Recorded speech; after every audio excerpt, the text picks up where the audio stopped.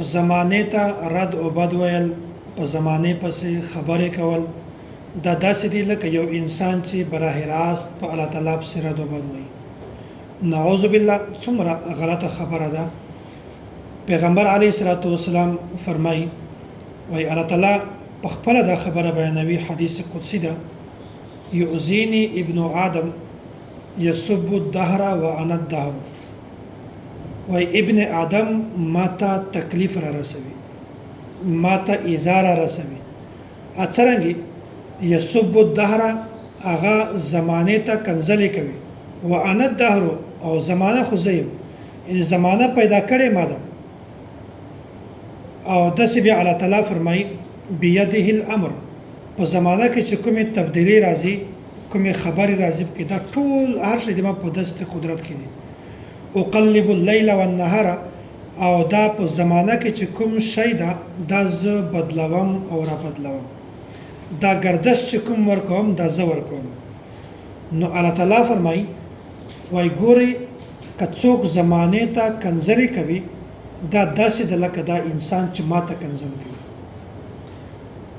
نو پکار د هر انسان ته چې هغه نه وخت منحوس وګڼي او نه زمانه منحوس وګڼي.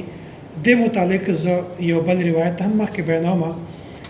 نو انسان کله کله د خپل کم عقلی د وجنه د یو شي نسبت ستورو ته کوي، د یو شي نسبت لمر سترګې ته کوي، د یو شي نسبت میاشت ته کوي، او دا وایي چې دا کوم کار شوی دا د دغه ستورو د وجنه شوی دا، او دا کوم شی چې ما کړی دا د دغه ستورو په بنیاد باندې ما کړی دا. مطلب یې دا ده چې دا وایي چې دا کار کیږي د دغه کار په کولو کې بنیادی کردار د دغه ستورو ده، بنیادی کردار د میاشت ده، بنیادی کردار د لمر سترګې ده.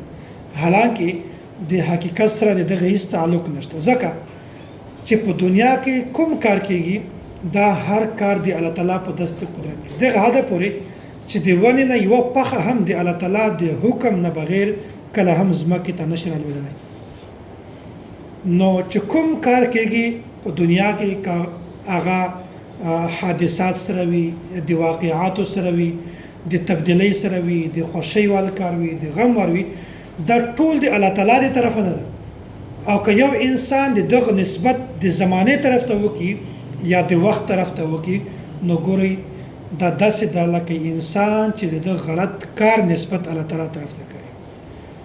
نو زمانه د منحوس نه ده او نه وخت منحوس ده. دا یو بل روایت هم د دې متعلق تر تبینوم چې زمانه او وخت په دا کې کله هم نحوست نشته.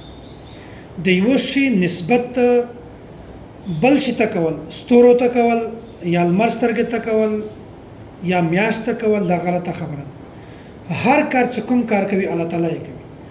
حضرت زید بن خالد الجهنی رضی الله تعالی عنہ دا فرمایي دوی د صلح حدیبیه په مقام باندې پیغمبر علیه الصلاۃ والسلام مونږ ته د سحر لمونځ را او په دې شپه باندې باران هم شوی و.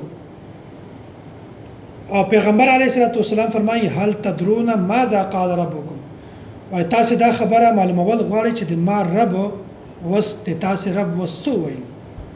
الله تعالی کومه خبره بیان کړه، الله تعالی کومه خبره مونږ ته ورسوله.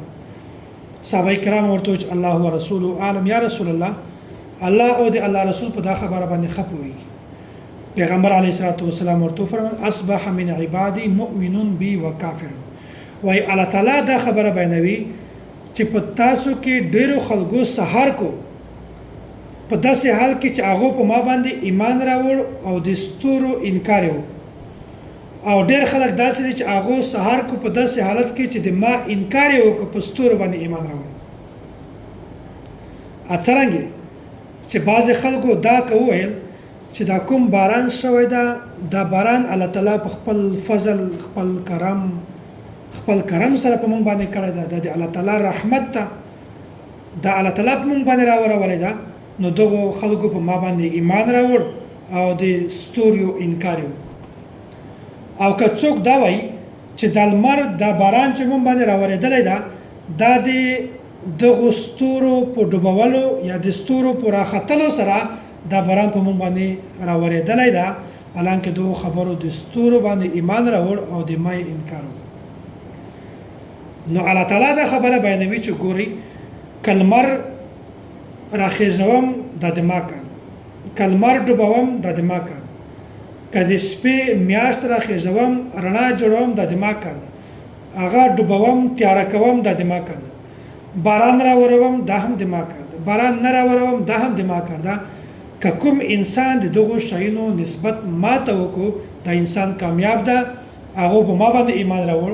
او که کوم خلکو د دغو شیانو نسبت ستوري ته وکړو یا لمر سترګې ته وکړو یا میاشت ته وکړو چې دا لمر دغو شیانو راورولی ده نو دو اصل داسې ده لکه دغو شیو باندې چې ایمان راوړوي او د ما انکار کړی وي. نو ګورئ اصل خبره دا ده چې په دنیا کې چې څومره هم کارونه کېږي دا ټول د الله تعالی د طرفه نه دي. خو که هغه د پریشانۍ وال کار وي یا د نحوست وال کار وي یا د دوکو وال د انسان د تکلیف وال کار وي او بیا سړی د دغو کارو نسبت زمانه ته وکړي یا د دغو کارو نسبت وخت طرف ته وکړي حالانکه دا غلطه خبره ده چې کوم کار کوي دا الله تعالی په خپل فضل خپل قدرت سره کوي. نو نه زمانه منوسه ده او نه وخت منوس ده. الله تعالی د مونږ تاسې ټولو ته د زمانه قدر او د وخت قدر مونږ تاسې ټولو ته راوپېژني. واخر دعوانا ان الحمد لله رب العالمین.